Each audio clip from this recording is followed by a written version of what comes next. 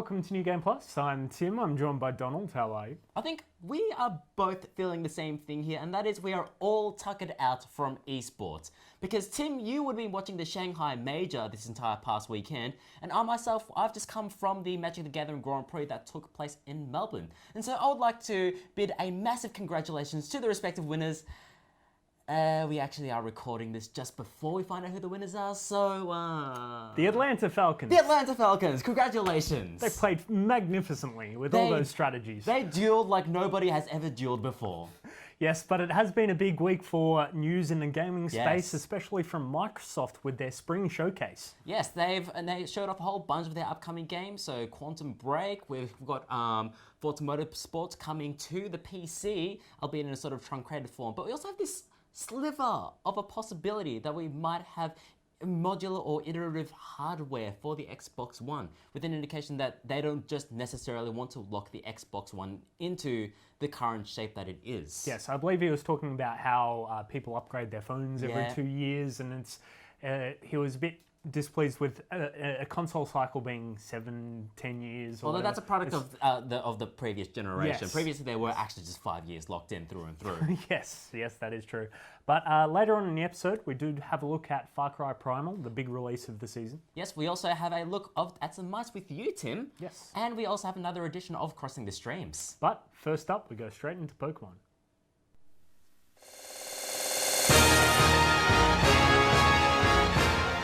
So it's been a while since we've had a Pokemon game. I guess we've got a few coming actually in the next few months from, I guess, Pokemon Go, the hyped up freaking mobile game, to, I guess, the more lesser known Pokemon tournament. But the small one that we've got now is Pokemon Rumble. Yeah, so Pokemon Rumble just got a retail release on the for the 3DS. It was on the eShop. It's been on the eShop for like 9 months now or something. So basically, it just has you, the king, this magician rocks up to this kingdom, and he's like, I've got more Pokemon than the king, and the king is like, collect more Pokemon than the magician, and then that's it. So yeah, that's the story. That's the story. Collect like more literally, Pokemon. you do the first mission, and then like the magician is like all but forgotten, and then you're just collecting Pokemon. Okay, it sounds like a Pokemon game. But I guess the gameplay-wise, it feels like, I guess, a simplified mystery dungeon in a sense. Yeah, kind of. So you ride balloons out to various places, and then you ram into Pokemon and then defeat them, and then you can pick them up because they're little toys. And then you just take them and you recruit them, and yeah. This game, that's literally all there is to this game. It's very, very simplistic. Pokemon don't evolve, they don't level up. You can get to learn new moves via the move tutor, but like nothing else. It's, as a game like that, it's probably not aimed at our kind of audience. It's probably more aimed at like a younger audience. But for a Pokemon game, how is the music? Actually, yeah, the music is actually, I was really surprised because it was really, really nice. The game obviously looks alright because it's a Pokemon game, so it's gonna look good. But the music was surprisingly good. So that's probably the thing that's going to draw you in if you are a Pokemon fan. But as someone that maybe isn't as 100% big on Pokemon, is it going to be, I guess, worth it to, bring you over to a different game from, like, I guess, the hyped up Pokemon Go? I would say not, just because it's just so simple. I got bored of it fairly quickly. It was alright, but then it didn't change. It was just exactly the same thing. So I guess it's not the game that you're looking for if you're waiting for that Pokken tournament or if that Pokemon Go, but if, I guess, you've got a younger child or something like that, if you're looking for something just completely mindless, if you got like a kid or something, they'd probably really enjoy it.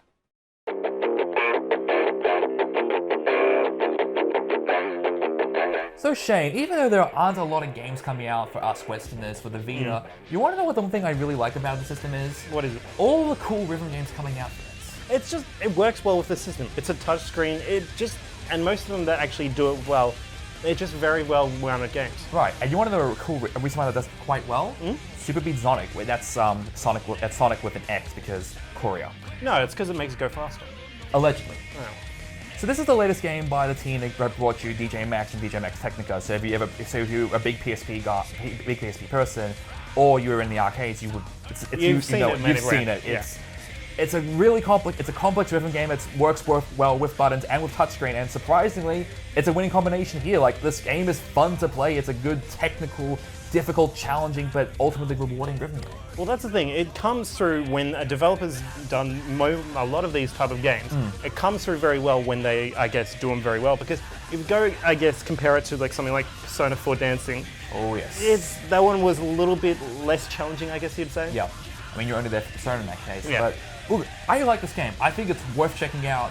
It has a few caveats. Like, okay, the presentation's not that great, but I'm not playing this for the presentation. The music's not that great, but whatever, I can live with that. Yeah. I kind of have a problem with the progression of the game. So everything you do in this game has a level system. So when you hit a certain level, when you max out your level, you get Experience, more, yeah. experience, which you get more songs, you get more stuff to do, and that's fine. But it also ties into kind of the campaign mode. So if you want to do more stuff in the campaign mode, you have to kind of get more levels. It's a little Slow. grindy. It's one of those things that like you kind of wish to maybe went from like maybe Project Diva kind of style where Right. like you play one song, you unlock the difficulty of that song, and you Yeah. actually unlock a new song. Like, Possibly, yeah. Look, the way I see it is, if you want to grab a rhythm game now and you're kind of still waiting on, you can't wait for Project Diva to come out, this is a good one to check out.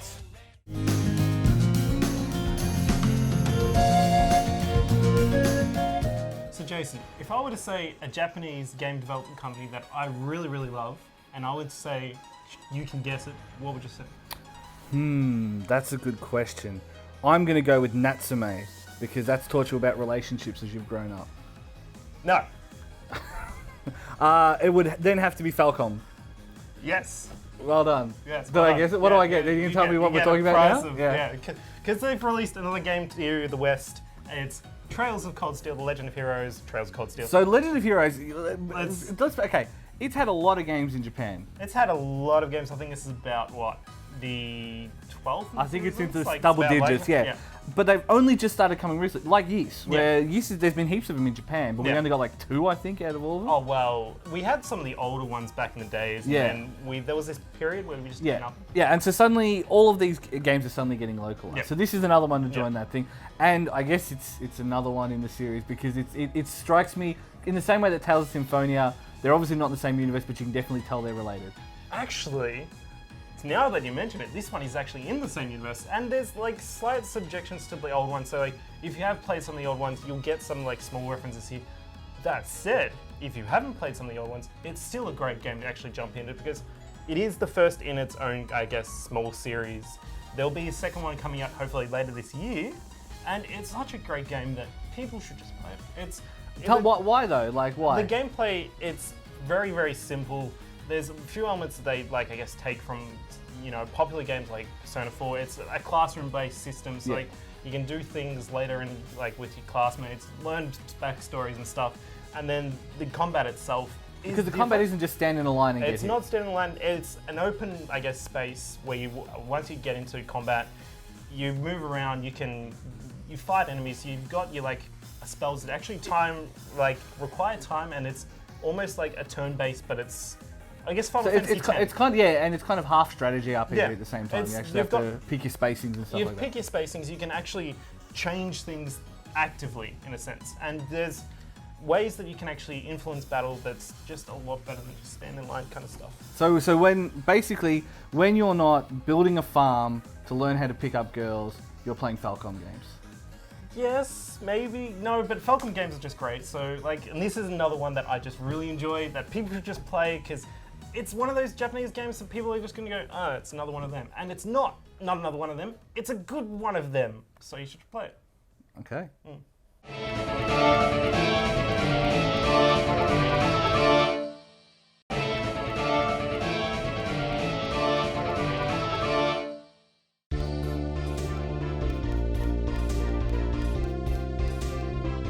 It's been a while since we've looked at some hardware, but now Shane and I have looked at the Razer Mamba Chroma. Chroma. Yes. It's the, I guess, update to the Razer Mamba. It's the first wireless Razer Mamba, and it kind of performs really well, especially for right-handers. Yes, so it is the premium of the Razer bunch. So it is $260, and you are paying quite a bit for a wireless mouse with all the features: wireless charging, lights on both the dock and the mouse, as well as adjustable click, Adjustable which click is the force. new big feature. Which does work sometimes. I guess making it lighter, you notice it more than making it heavier. Heavier, it doesn't really feel too much, that right from neutral to heavy, but going from light, if you need a lighter click, it does work. As far as the mouse goes, it's got all the usual features. It's got macro buttons on both sides, scroll wheel, adjustable DPI on the fly on top of the mouse, as well as with the software Razer Synapse. And with that software, you can change all the lighting effects. The default is just a colored wave, which does look awesome. So you are paying for that extra little bit of spice, Flair. but when it comes down to it, it does everything a mouse should. It feels great, works great. The battery life on it's all right. Yeah, the battery life's not too bad. I think it's about 24 hours on work play, just straight through.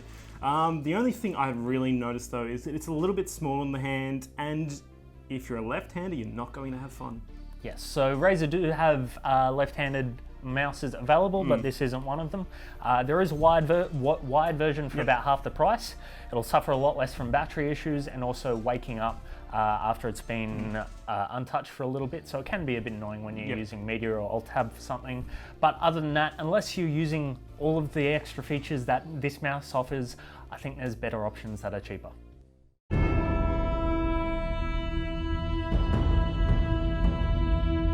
Now, Shani, there's one thing I think there's a distinct lack of in the gaming world, and that is strategy RPGs. I think that they are probably one of my favorite genres that's really underrepresented if you step outside Japan.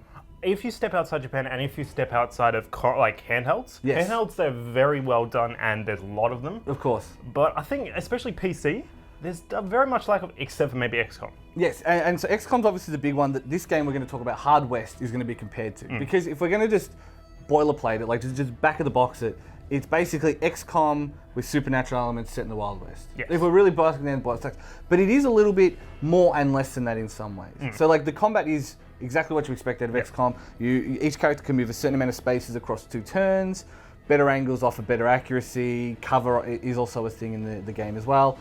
So I think on that level it works because it plays along to those XCOM strengths. But there's some things I didn't really like about it. Like, and early on, there's a mission that I just really hated, just because like the logistics of it. It was a rescue mission, but it was also stealth. But then it doesn't tell you that the stealth closes off when the rescue basically happens. It just happens, and I'm in a bad position now because it's a tactical game. You need good positioning. Well, that's a very specific complaint. So that's what I'd like to specific point complaint. out is like, as much as annoying as that was, it's a very specific complaint. So I think that mechanically the game is pretty sound. Yeah. And I think the one thing it does as well is it's managed to take the resource game of XCOM, which for a lot of people is the part they enjoyed, and still bring it in some way, like prospecting through town to town and There's stuff a like lot of elements there that they've done really well. The graphics are really nice. Yeah. Sounds really good for a Western game. You're getting that kind of, I guess, atmosphere. You can smell the black powder kind of thing. And so they nail the aesthetic, they nail even the supernatural elements, like the introduction of Old Mate, Old Mate. Old Mate. Works really, really well. I would argue that the thing it has going for it is the fact that it's nice and easy to find on Steam, but at the same time, if you are looking for XCOM, it's still not XCOM. It's still a little bit less of an RPG, I guess, than XCOM. Yeah. They've got most of the elements there, but it's just missing a few of the bits here.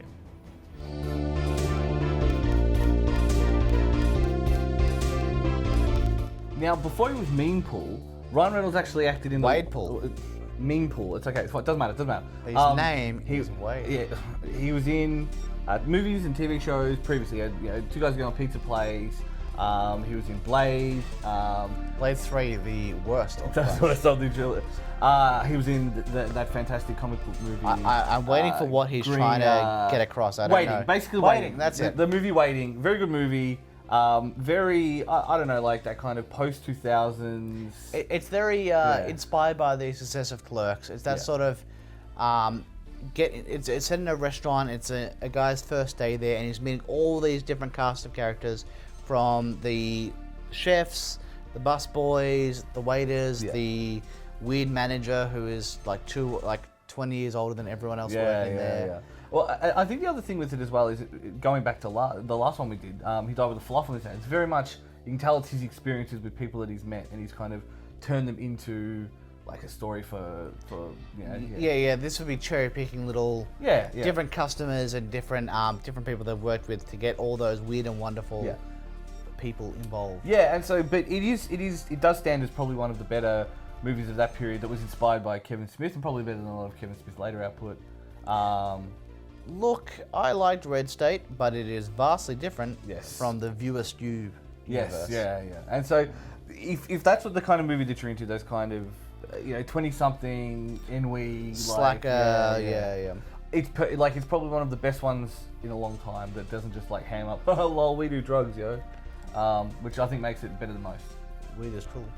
Yeah, okay, speaking of cool, you went to cinemas. Yeah, I watch a lot of movies in the cinemas. I have seen Zoolander 2. That was a bigger laugh than got in the first half an hour. Boy. In the first half an hour of my session, one person laughed. No, I laughed once. It was a very funny joke, but for an hour and a half film, that one funny joke is not good enough. Yeah, when it's not especially for a comedy. Yeah. I watched Hail Caesar, Coen Brothers. the new Coen Brothers film, which is set in like the 1950s studio system Hollywood. Lots of different characters doing weird and wonderful things. It's a lesser Coen Brothers film. Yeah, right. Well, it's very esoteric. Like, I mean, who's going to care about the conflicts between like Warner Brothers and people like that? Like, Yeah, not that many people, it turns out. Yeah. It's also not a mainstream sort of hit. Yeah. It feels like a Wachowski siblings film where characters are missing huge swathes of their story on the cutting room floor. Who knows whether we'll ever get extended edition. I saw Pride and Prejudice and Zombies. Okay. Yeah, Mr. Darcy's not a zombie, yeah? Well, he isn't in this film either. Okay. Yeah, that wasn't bad, but I also saw Gods of Egypt. Okay, so like white gods of Egypt. Yeah. Yeah. But basically, it is, as the trailer suggests, a big, dumb, stupid Hollywood, sword and sandals, epic, which you will enjoy while you're watching and then forget straight away afterwards. Just not the societal ramifications of whitewashing. Yeah, I mean, I understand that they need to have Hollywood stars leading it, but yeah, they definitely could have had some more people of color or people who represented the nation that the film is set in. What movies have you been watching? I've been watching Dota, Shanghai Major.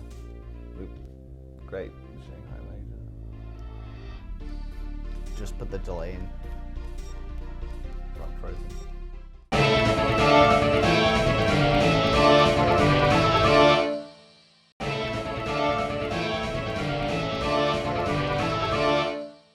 Somebody once told me the world was gonna roll me. I ain't the sharpest tool in the shed. Well, these start coming and they don't stop coming. Fed into the rules and I hit the ground running. Didn't make sense not to live for fun. Your brain gets smart, but your head gets dumb. So much to do, so much to see. So what's wrong with taking the back streets? You never know if you don't go. You never shine if you don't glow. Hey now, you're an all-star. Get your game on, go play. All that glitters is gold. Only shooting stars break the mold.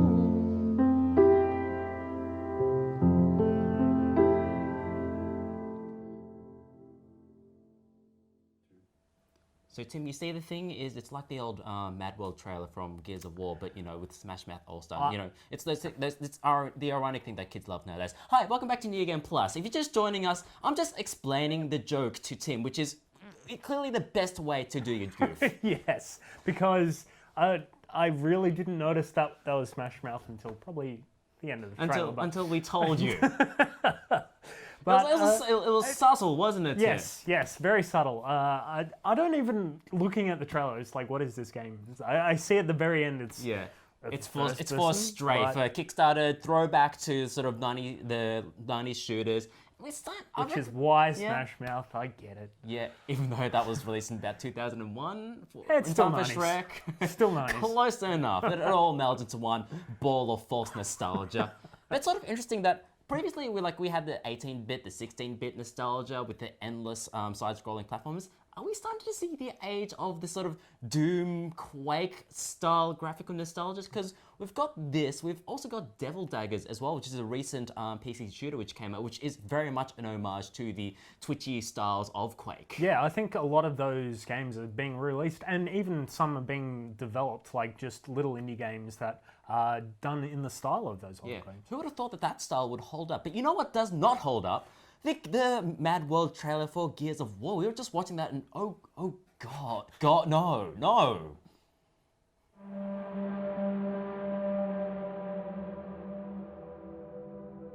Now, I do this every Far Cry review, but I Okay. feel I have to do it. Okay. I thought Far Cry 2 was amazing. I liked Far Cry 1.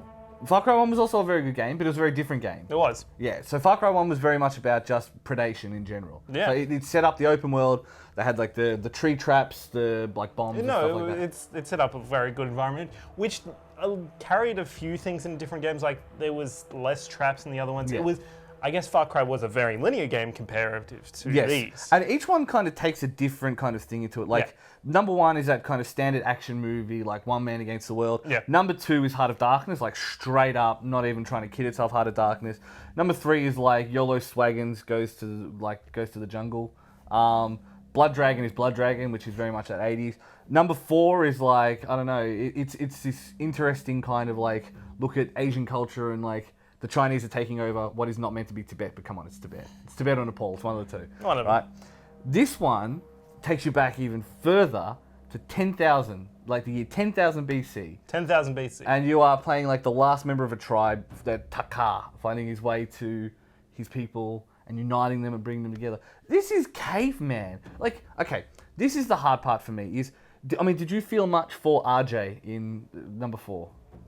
Did you feel much for, and I think his name was Jason, I don't know, but like... Oh, yeah, the I guy in remember 3, Jason. Yeah, Jason. Did you feel much for the guy in number 3? Like, I don't know, not really. Except for the part where he gets his heart ripped out. There was the part with the heart rip, like, and maybe the part where he was a dickhead, but that was Yeah. the whole game. So number two to me, like had that real feel about it. Like you had that choice, and then that was the end of the game, and that was really well done. This, how are you supposed to feel for someone who lived 10,000 years ago, like can't speak an actual language, right? Make it and up. then he's like, and they're trying to establish these kind of relationships with people. It's like they don't. It's like, I don't know. It's.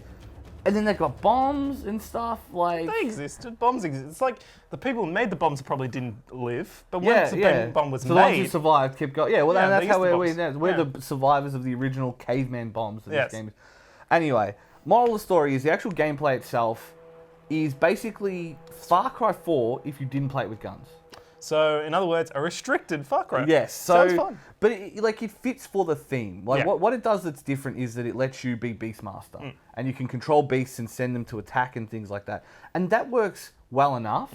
But like, it's tough using just a bow and arrow because when it was come to if a bear came at you, you could just use a shotgun or grenades, Yeah. and you were safe. You Yeah. know what I mean? In this, like you're kind of screwed. Like you've got clubs and stuff like that, and I don't know. It tries to capture this visceral apocalypto kind of thing. Apocalypto. Well, yeah, if we're going full like that, it really goes for apocalypto, but it doesn't commit. Like it does all the spirit journeys and all that stuff that was in number 4.